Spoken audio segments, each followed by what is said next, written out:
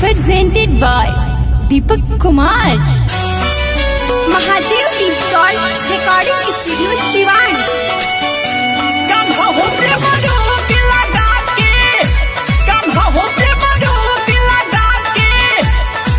मुरली बजावेलो हमें बुलावेलो, हद से ज्यादा तू सतावेलो, कहे चली चलो भूलियाई के।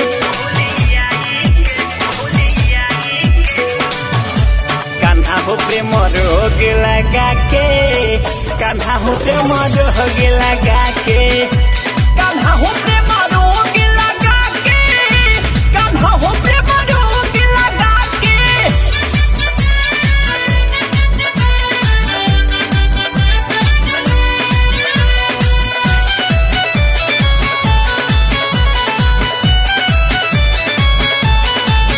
प्यार में पागल तू अपना दिहल हमके बनाई, सूरत जब देखे आई तो जाल तू लुकाई। प्यार में पागल तू अपना दिहल हमके बनाई, सूरत जब देखे आई तो जाला तू लुकाई। हो तो हे का मिले तड़प पाई के, कान्हा हो प्रेम रोग लगा के, कान्हा हो प्रेम रोग लगा के, कान्हा हो प्रेम रोग लगा के, कान्हा हो प्रेम रोग लगा के।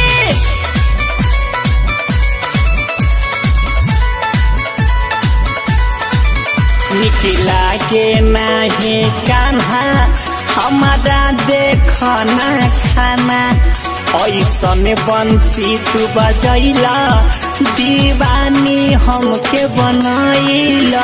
निकला के नहीं कान्हा हमारा देखना खाना, ऐसन बंसी तू बजैला दीवानी हमें बनैला।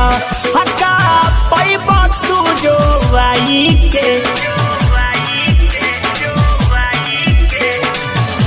कान्हा हो प्रेम रोग लगा के, कान्हा हो प्रेम रोग लगा के, कान्हा हो प्रेम रोग लगा के, कान्हा हो प्रेम रोग लगा के।